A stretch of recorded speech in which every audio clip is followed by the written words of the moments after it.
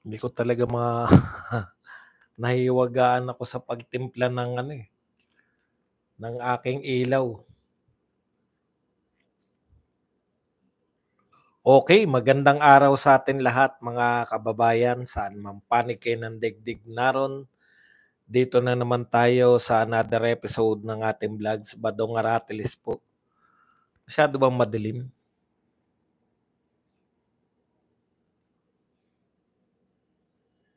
Parang hindi naman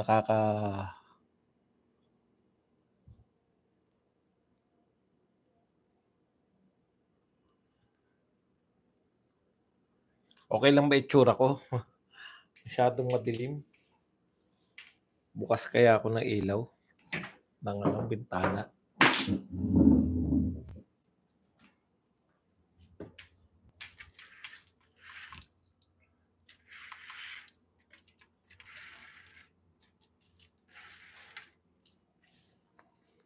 Nasobrahan na yata sa ilaw tong... Okay na po ba? Okay na siguro yan. Okay, start na po tayo. Bakit nag-fail to?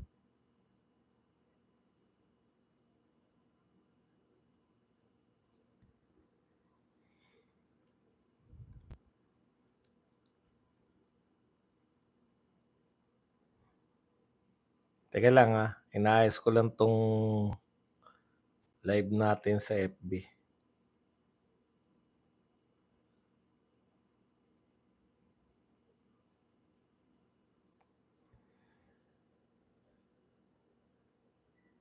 Okay, magandang araw sa atin lahat mga kababayan, saan man panig kayo ng daigdig naron.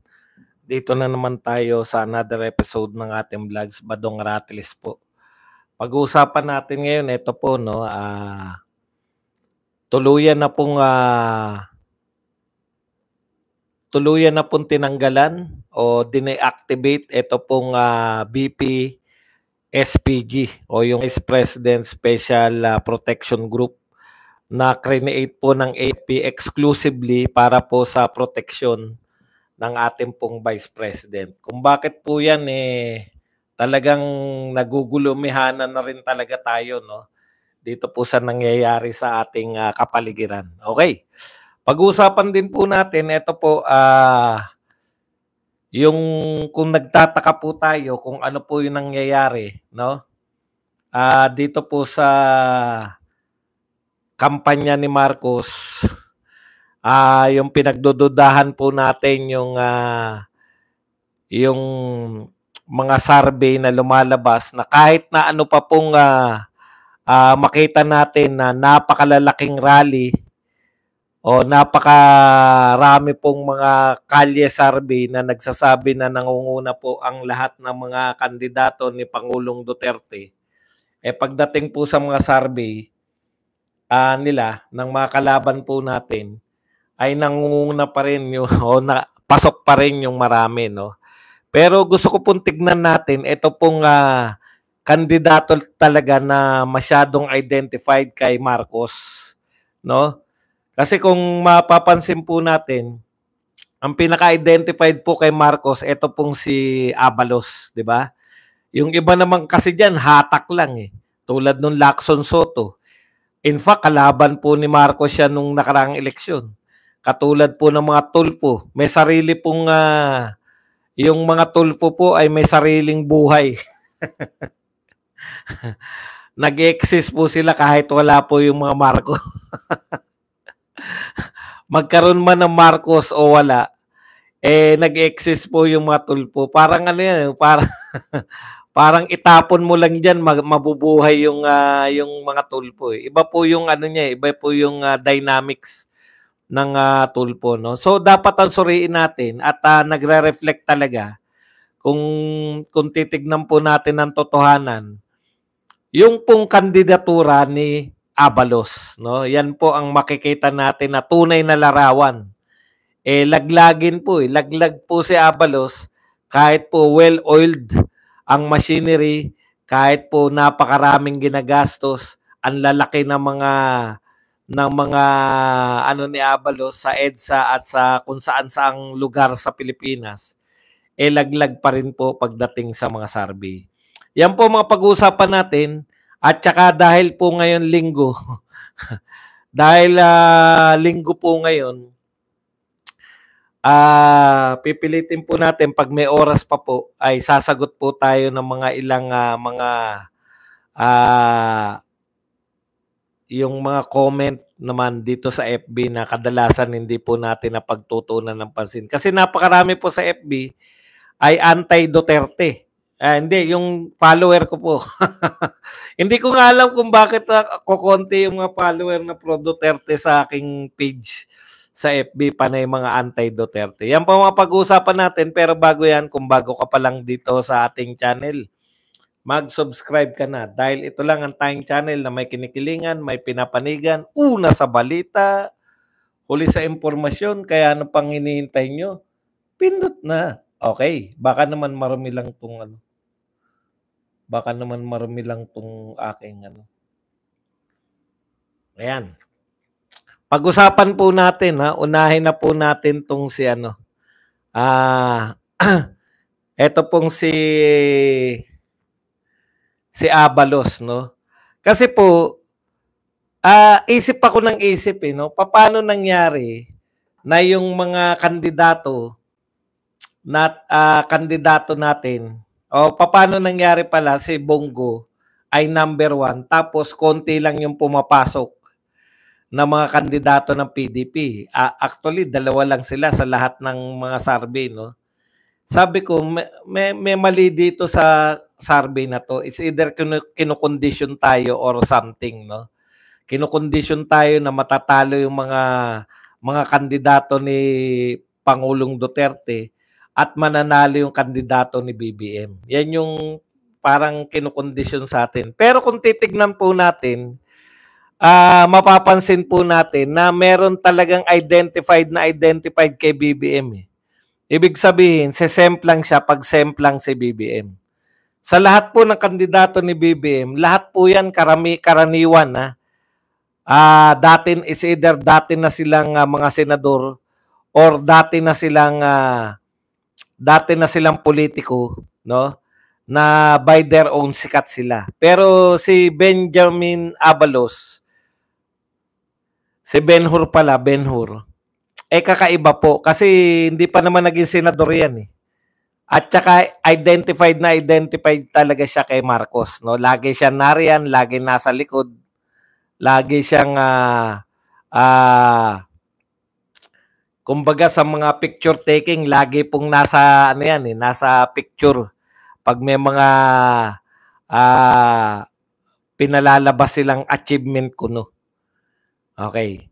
Kaya yan po ang tunay na larawan ng BBM candidacy, no? Yung tunay na si Bongo po, ang tunay na larawan ng suporta ng mga Duterte, no? Kasi wala nang mas mag-identify kay Tatay Digong kundi si Bongo Lagi po yan, laging kasama, lagi sa lahat ng pagkakataon. Okay. Tapos sa isang banda naman, ang tunay na larawan po ng popularidad ni BBM, etong si Abalos, higit sa lahat. Kasi aminin man natin at hindi po halimbawa yung Tito Soto at saka yung Lacson, may sarili po yan di ba? Macho Black, yun naman pong mga artista. Sila Pacquiao, kasama yung iba pang artista, si Bonggambilya at saka si Lito Lapid-Lapid. May mga sarili po silang dynamics na yan yung mga mahilig manood ng mga nobela, telenovela. Pero ito talaga si Abalos ang nakaasa lang sa popularidad ni BBM. Kasi wala namang may pagmamalaki si Abalos na kanya, sarili niya, no? Kahit po hindi siya, kaya ang natin diyan, kung titignan nyo po, susukatin nyo po yung tunay na popularidad ng dalawang magkaaway na pamilya, popularidad ng mga Duterte, sukatin nyo yung number 1 si Bongo. At yung popularidad naman ng mga Marcos, sukatin nyo na laglag si Abalos. Kasi Si Abalos, ibig sabihin, kung sukatan po ng popularidad, wala po siyang mai-o-offer in a national level. Kung hindi, manghiram siya ng popularidad ng mga Marcos. At kung yan lang po ang nahiram niya sa popularidad ng mga Marcos, meaning, ganyan po kababaw.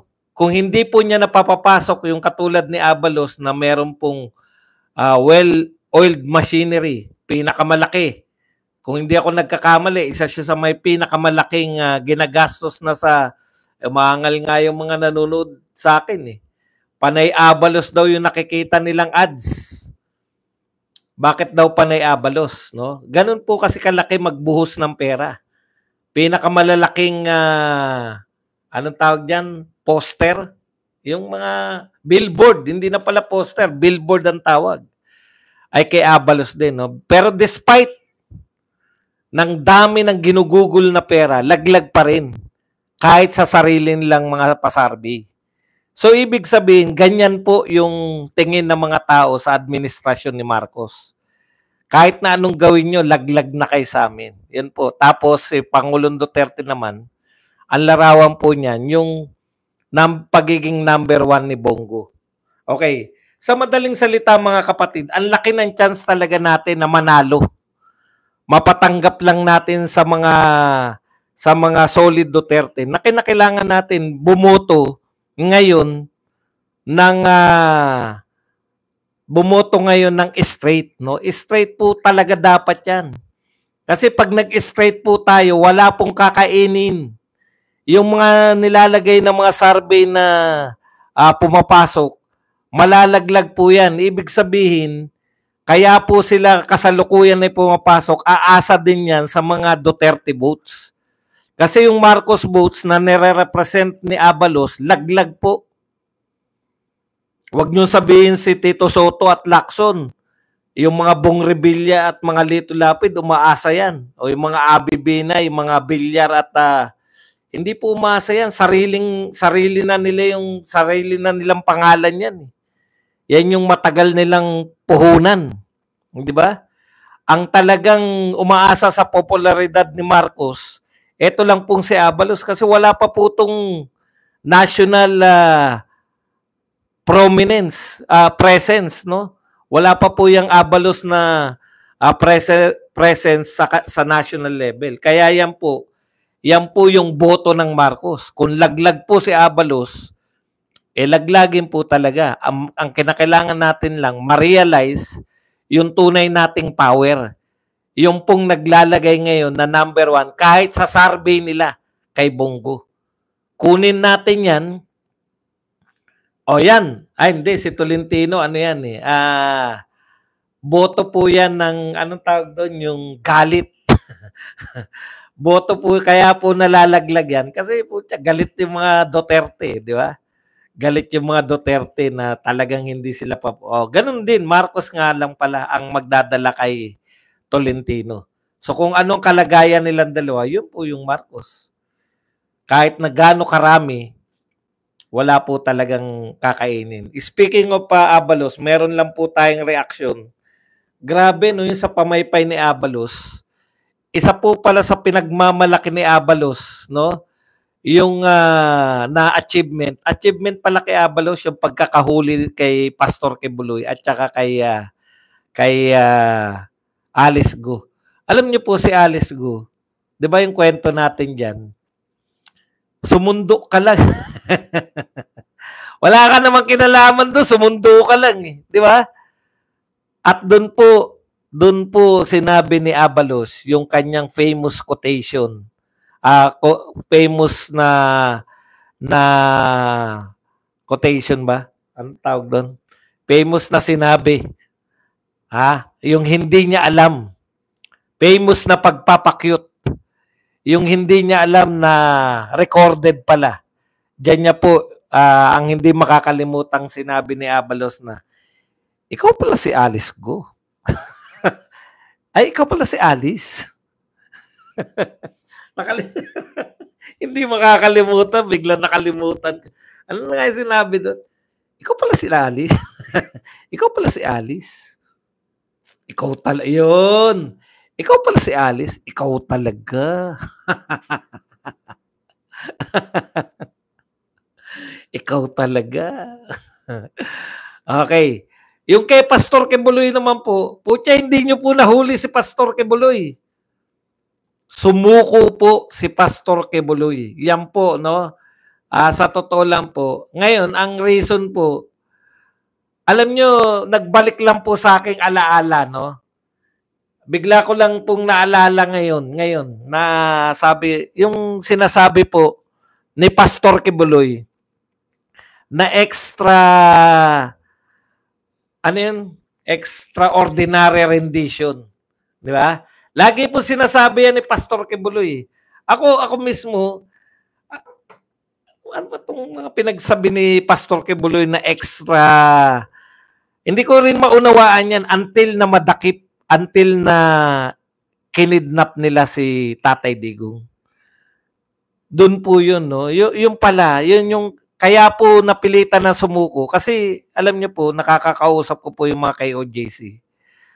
Willing po silang, marami po, willing pong magpakamatay para hindi mahuli si Pastor Kibuloy. Kung ipaglalaban po ni Pastor Kibuloy na hindi siya susuko, dadanak po talaga, no? Kasi ganun nila kamahal si Pastor Kibuloy. Kita nyo naman. Yun nangyari sa kayo, hinaharang nila yung sarili nilang mga katawan. Pero naalala ko lang yung extraordinary rendition nung binabanggit ngayon yan kay Pangulong Duterte. Legal term po yan, pero pareho si Medaldea at saka si BP Sara. Ang meaning po niyan para sa ating hindi mga abogado ay kidnapping, no? Nung matiyak po ni Pastor Kibuloy na wala kasi sumuko siya kung hindi ako nagkakamali sa army, hindi po sa DILG, no? Huwag mong i-claim Abalos, hindi ikaw may kasalanan, hindi ikaw ang may dahilan ng pagsuko ni Pastor Kibuloy. May pressure talaga yung kay Torre kasi nakikita naman nasasaktan na yung mga miyembro eh. May pressure talaga yun. Yung sinasabi ni BBM na walang armas pero sabi ni Torre na may armas. Pero yun pong tiniyak kay Pastor Kibuloy na hindi magaganap yung extra ordinary rendition o yung sa madaling salita, yung kikidnapin siya para dalhin siya dun sa FBI. Yun kasi yung ayaw nila eh. Parang pareho talaga eh, no? Si Pastor Kibuloy tsaka si Tatay Digong, no? Yung ginamitan ng extraordinary rendition. Thoroughly na-discuss na natin yan kay Tatay Digong. Okay. Yun po yung iniiwasan lang. Pero nung natiyak na dito makukulong, kung sakasakali, dito lilitisin. Ayan po, sumuko naman si Pastor Kibuloy. At hindi po, sa pagkakalam ko, sa army, di ba? Sa army, scout ranger yata. At hindi kay Abalos. Mahilig magpa-picture yan si Abalos eh. Di dapat may picture siya kay Pastor Kibuloy. Kaya, yan po, no? Talagang ang larawan po ng kampanya ni BBM eh. Si Abalos eh. Pati po yung achievement eh. Drawing. Okay, punta na po tayo rito sa mainit, no? AFP. Nalito lang ako, binalikan ko lang, yung nagsabi pala na tinanggalan ng security details si BP Sara na nauna. Yun po yung police, di ba? Yan yung si Marbil na nagsabi na tatanggalin na namin yung mga police. Hindi naman po humirit si BP Sara dahil hindi naman niya hiningi. Nung siya po ay nanghingi ng magkaroon ng sariling BP-SPG, hindi po kasama yung PNP. Actually, PNP po yung nagkusa. Siyempre, Vice President yan, di ba? Parang hindi ka naman kasali, tapos nagbigay ka, ikaw pa una nagtanggal. Okay, gusto linawin lang ni AFP Broner na eto po, hindi po raw, alam mo mahilig tong mga to sa mga salitaan eh. Hindi raw po, ano tawag dun sa dinisband. Hindi raw po dinisband, kundi dine-activate. Ay, ISAP ba? Hindi ba sa Scout Ranger? Sorry po, sorry po. Sa ISAP daw po sumurrender si Pastor Kibuloy. Huwag mong i-claim, Abalo, na na ano mo, no, na nahuli nyo si Pastor Kibuloy. Sumuko po siya sa ISAP. Napakalaki naman ang diferensya ng sumuko at kaya hindi mo yan pwedeng i-claim na achievement mo yan. Okay. Wala ka achievement. Sa madaling salita, wala ka achievement. Ano po ba pagkakaiba ng disbanded tsaka deactivated? Pareho lang naman yun. Salita lang naman, di ba? Wag daw magpakalat ng fake news, hindi daw dinisband, kundi deactivated. Ano po ba pagkakaiba nun? Pareho pong tinanggal. Nag-exist pa po ba yung BPSPG? Hindi na po. Iba daw yung fake news daw pag disbanded. Dapat daw ang salita ay deactivated. Parang another ano na naman, no? Parang another anong tawag doon? Yung hindi kami makikipagtulungan sa ICC pero ipapakulong namin sa ICC. Hindi kami makikipagtulungan sa ICC pero huli namin si Tatay Digong sa bisa ng warrant of arrest ng ICC. Anong pinagbatayan ng pagkakakulong ni Tatay Digong? Paghuli? O yung pagkakaroon ng extraordinary rendition? ICC, warrant of arrest. Pero hindi makikipagtulungan ng Pilipinas sa ICC.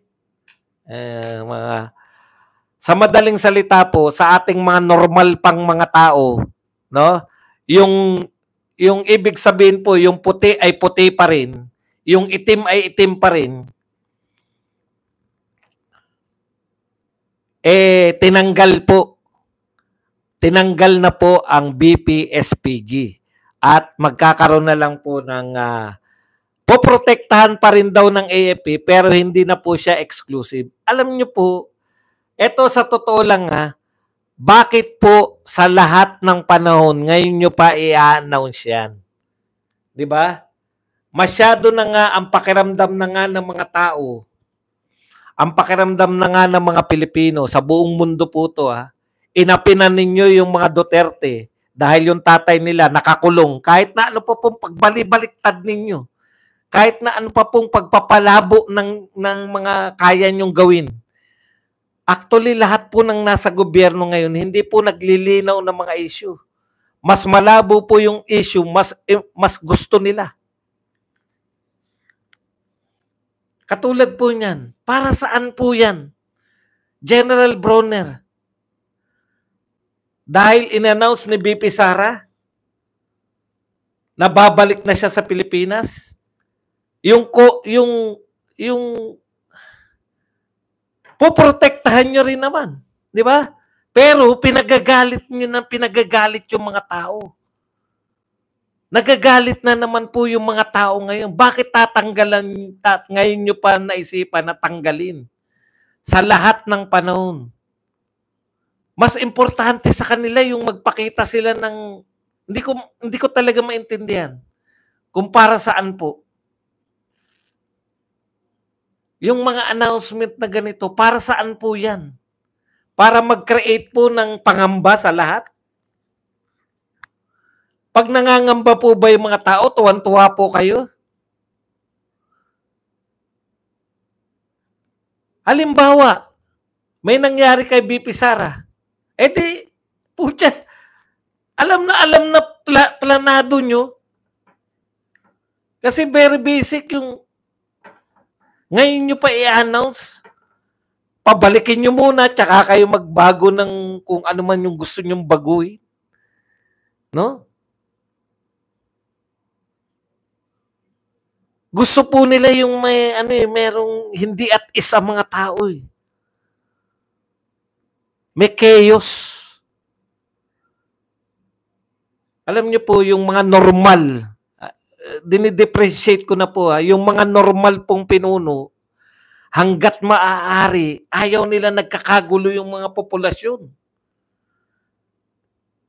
Tignan nyo lang po yung China at Taiwan. Tignan nyo po sila mag-handle. Tinataranta ba nila yung mga tao sa walang kakwenta-kwentang... Ang tanong ko, General Bronner, hindi nyo ba poprotektahan si BP Sara? Sasabihin nila, poprotektahan lang natin. Kaya lang, tatanggalin lang natin yung BP SPG. Alam nyo yung pangkaraniwang tao mag-isip, bakit nyo tatanggalan ng security si BP Sara? Hindi naman natin siya tinatanggalan ng security. Meron pa rin magse-secure, kaya lang BP SPG lang ang tatanggalin. Bakit? Pangalan lang yan kung hindi ko talaga eh. Hindi ko talaga kinakailangan. Bakit gustong-gusto nung nagagalit sa inyo yung mga tao? Nainggit ka ba kay Tore? Kasi si Tore, galit na galit sa kanya yung mga Duterte supporters. Gusto mo ba yung ganong popularity na ikaw din magalit din sa'yo? Inggit ka ba dahil hindi ka pinapansin? Sa lahat ng AFP chief, ikaw ang pinaka parang wala lang? Doon ka ba nainggit kay Tore?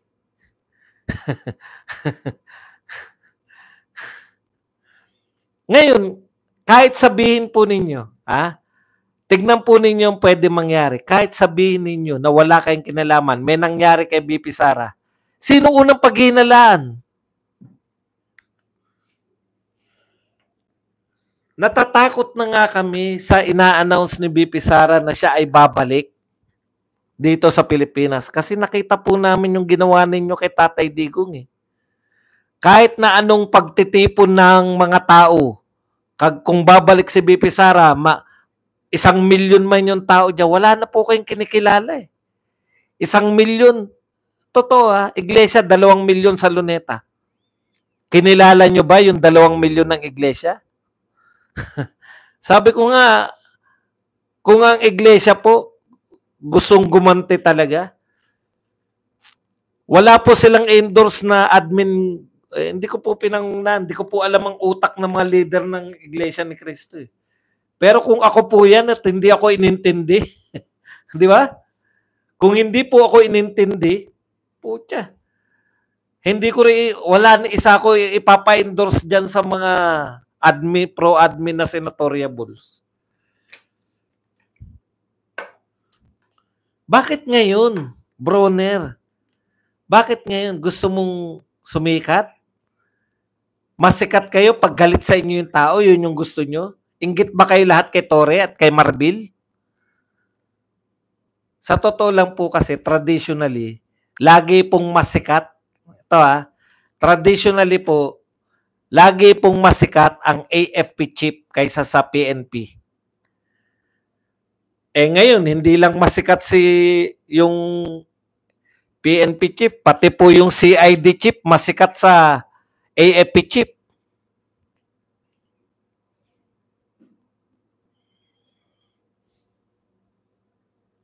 Yung pangamba po ng mga tao, yun po yung ayaw nyo tanggalin yung pangamba ng mga tao eh. Gustong-gusto nyo na. Gustong-gusto nyo na na talagang sinasagad eh.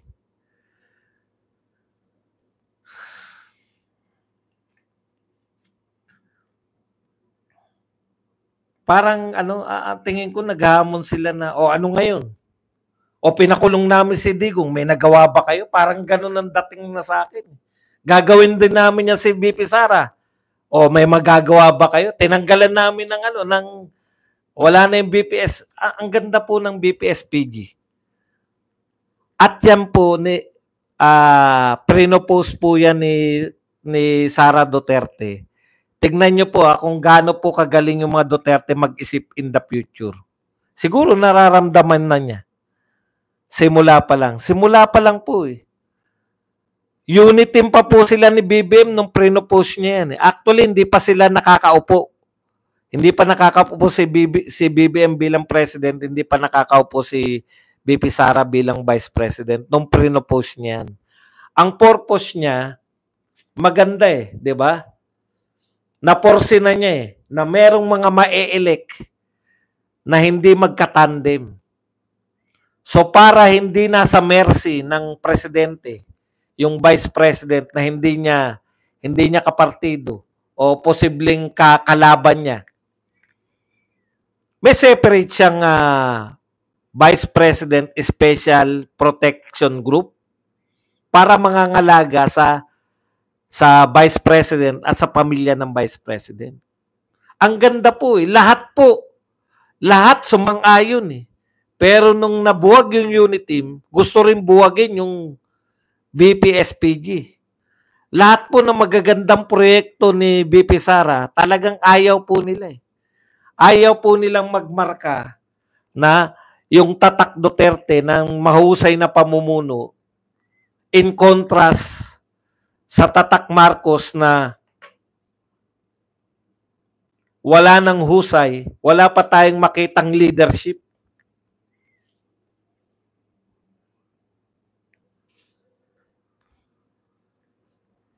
Bakit, Broner, sa lahat ng panahon, bakit ngayon mo naisipan yan na ipanukala na tanggalin?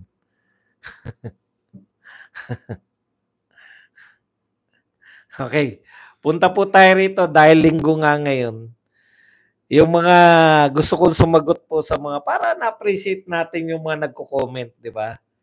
Lalo na sa hindi live. Kasi may mga nagko-comment yung sa FB kasi bihira tayo mag-live. Yung mga nagko-comment po dyan na hindi... Mamaya po tayo magbabasa ng mga comment after po ng ating talakayan. Sabi po ng isa, gago, umalis ka na dyan, nakakasawa ka na.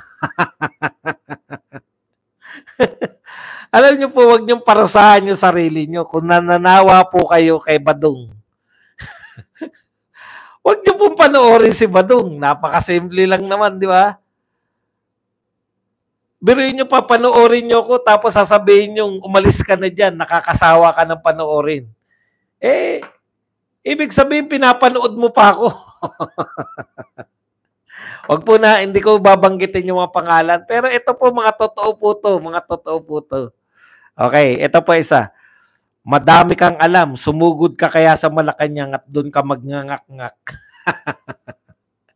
Hindi po ako pwedeng magngangak-ngak sa Malacanang. Hindi po ako papapasukin. Kung pwede ako magngangak-ngak doon eh. Ayan, si Peter Cunanan, no? Sinabi niya pa, actually, tinype ko yan eh. Inano ko yan. Total, nariyan ka live. Buti na lang. Masasagot ko yung comment mo ng live. Sabi nitong tao na to, nakakapagtaka din na mukhang squatteran lang yung pinagbablog mo na lugar. Ngayon, maganda na. Ganda, no? Thank you very much. Thank you very much, ha. Yung sinasabi niya sigurong mukhang squatteran, yan yung 10 years, hindi na siguro 10 years lang. Mga 15 years ago, yung una ako nag-vlog na hindi ko na ituloy. Alam mo, yung pagkakaiba noon, hindi ko mapaayos yung bahay namin kasi nagpapaaral ako ng anak. Anong pagkakaiba ngayon, Peter Cunanan? Nakapagpag-graduate na ako ng 2 anak. Malaki bang diferensya yun? Malaki bang achievement yun? Siyempre, magastos magpaaral ng koleyo eh. Di ba? Pati ba naman yung, alam niyo po, dati na akong kumikita sa dati kong trabaho. Di ba? Pero ang malupit po dyan, dati po sa dati ko pong trabaho, dahil nagpapaaral pa ako, unahin ko yung pagpapaaral kaysa pagpapaganda ng bahay. Naintindihan mo na. Buti na naka-live ka ngayon, nakikinig. Ala, sana yun? Sayang naman. Teka lang po meron lang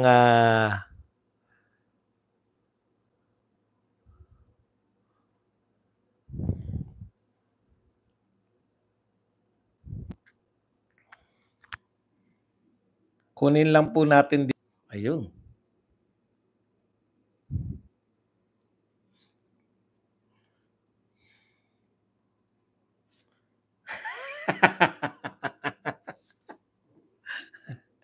Saan daw galing mga pera ko?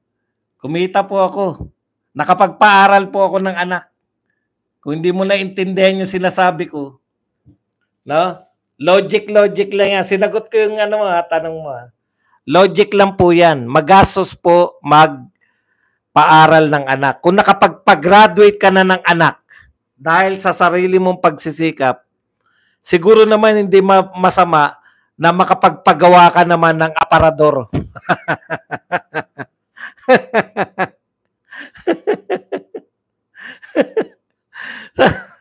Kumikita ako kaya ako nakapagpaaral ng anak. No? 3 anak ko nakapagpag-graduate na ako. Siguro naman, dahil napag-graduate ko na sila, yung kinikita ko naman, baka pwede naman ako magpagawa ng aparador. Tsaka lalagyan ng ano. Hindi naman siguro masama yun. Nakapagpatapos na ako ng mga anak eh. Di ba? Baka naman pwede na ako magpagawa ng aparador. Nakita mo yung dingding ng bahay ko, talagang hindi ko mapagawa. Inuna ko kasi yung pagpapaaral sa anak.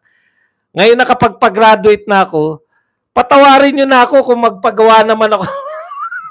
Sabi ng misis ko, maganda raw to aparador na to. Pwede po ba magpagawa naman ako na aparador? Di ba? Nakakatawa yung mga comment. Yan mo. Etong nagko-comment na to, comment niya na to, kinoment niya pa ngayon. Isa lang ang direksyon niya eh. Hindi siya makapaniwala na makakapagpagawa ko ng magandang aparador.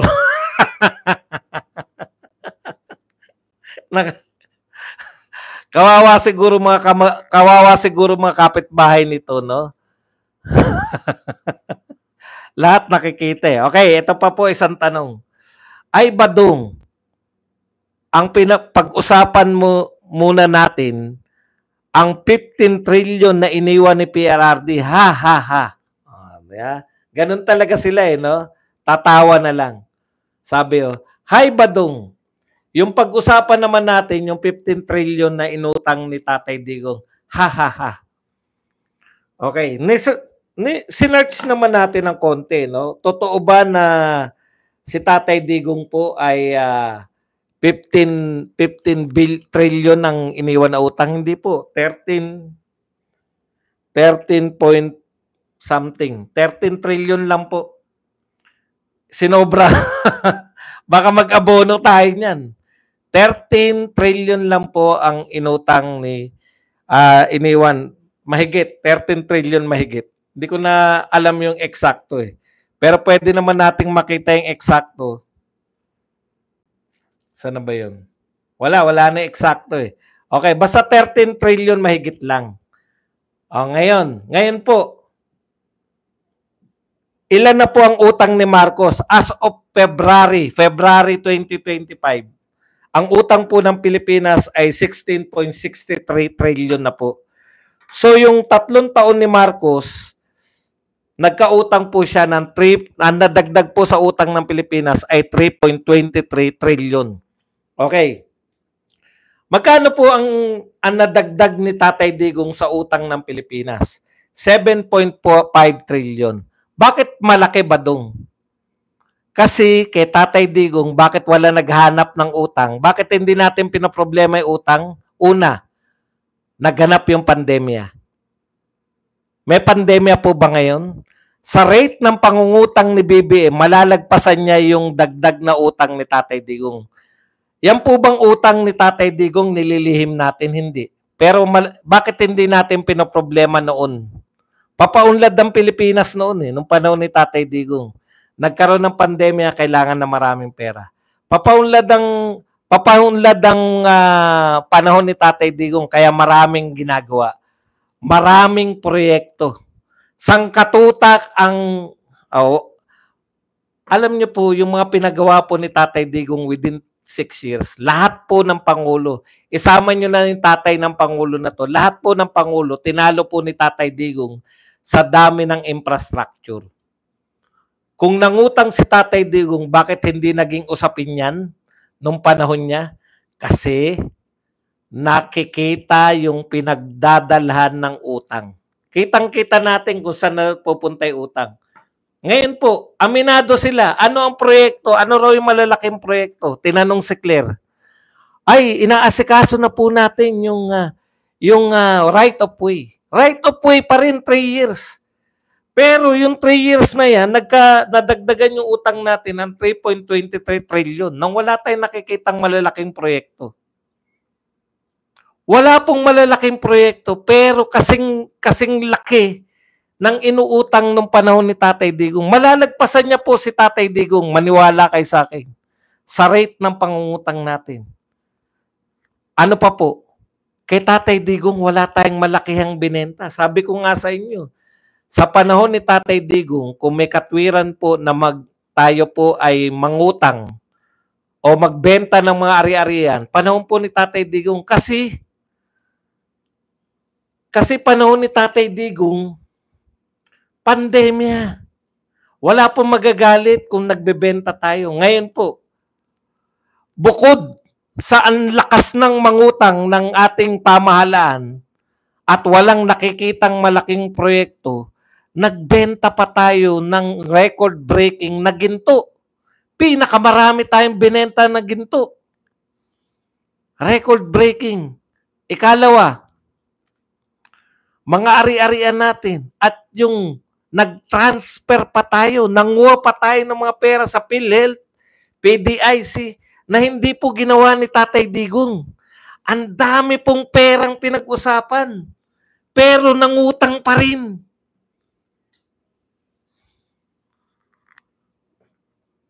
Nakuha po ninyo?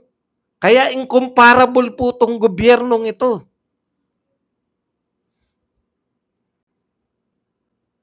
Amen. Yan lang po ang ating topic. Pwede na kayo magtanong, pwede na po kayo magbigay ng reaksyon. At higit sa lahat, pwede po kayong magpakape. Yan. Na lagi po natin nakakalimutan.